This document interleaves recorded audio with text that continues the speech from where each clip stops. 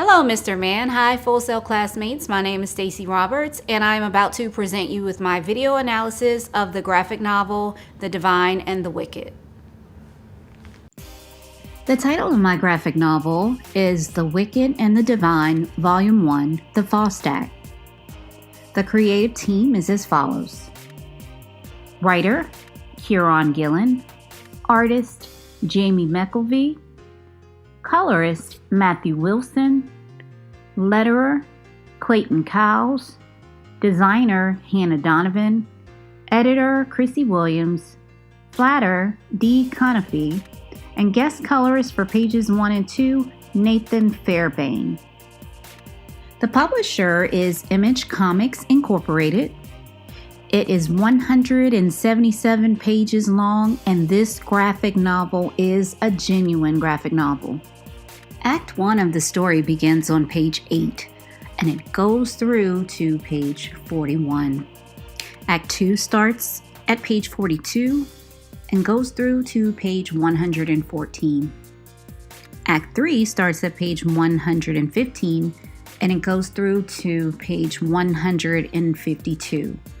This does fit our standard model for the 3-act structure, because the first act is about 33 pages, Act 2 about 72 pages, and Act 3 about 37 pages. So it's given us, 1/4 for the first act, 1/4 for the second, and about 1/4 for the third, and about a half for the second.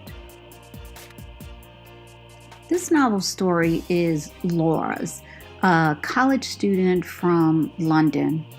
Initially, I thought that her goal was to become like one of the gods that she admired. They were like teen idols, these particular gods. But as Act 1 progressed, I saw that Laura's goal became to save one of the gods, Lucy, or better known as Lucifer. So with that, that's also where I saw Laura. Actually, she did have the character arc in the story. She started from being this admiring teenager, just wanting to get dressed up, pop style, look like them, go out to these shows that they would present.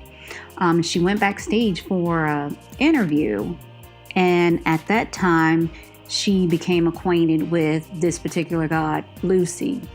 And Lucy was the evil. She's just like what we expect Lucifer to be in this world. And there was something about her that was attractive to Laura. Lucy gets in trouble and winds up in prison. Laura spends the rest of the story trying to get affiliated with the other gods to see what could be done to free her, and to get her out and to ultimately save her. So for Lucy, she went from that admiring teen to this superhero, and ultimately ended up with the powers that Lucy possessed herself. This story had very effective transitions. They had a combination of title pages, as well as there was this theme of the number sequence 1, 2, 3, 4 in the story. And they also used those numbers, as well as a splash page of one of the gods when it was moving on to tell their story. So it was broken down with the different individual characters, and each time a new part of the story was going to be presented, they would give us a splash of either the number, the splash of the new title, or a splash of the character. Their transitions were indeed very effective. The Wicked and the Divine used several of MacLeod's ideas of transition. There were examples of moment to moment. There was action to action. There was subject to subject. I really didn't see much of scene to scene. because everything kind of stayed together within the panels. If there was a transition, it would change story, and we would be made aware of that. Also, there weren't any instances that I noticed of aspect to aspect. I didn't see that there. And really none of the sequitur, I'm sorry with the pronunciation, everything kind of made sense to me. So there was never a panel where something stood out that it didn't make sense. The story does make use of the page as a mini comic idea. There was a completeness that made you want to move on to the next page. The story does make effective use of directional flow. The artwork combined with the layout and the text does pull the reader through. This example right here is where the artist uses a severed head to move you from panel to panel. I think that's pretty cool. I would definitely recommend this to my classmates. You guys, when I started this class, I was not a comics person at all. The only graphic novel that I'd ever read was Moss, and that's because we had to do it for an assignment. So I would recommend this to you. I would recommend this to my friends that are not my classmates.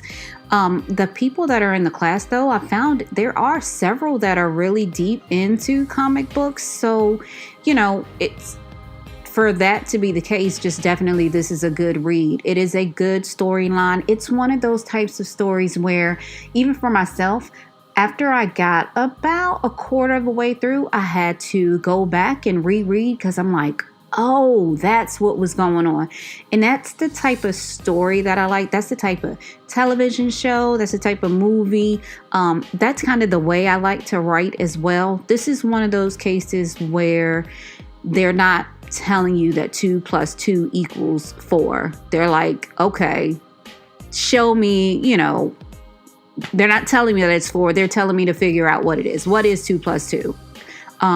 So that's one of the main things that I like about it. The coloring is just awesome. Everything is so bright.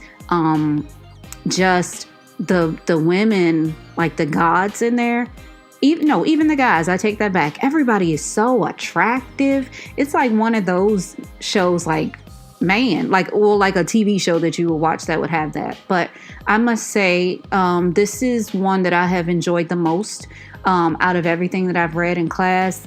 Just really cool and just opened my eyes to comics. Now, here's the fun fact.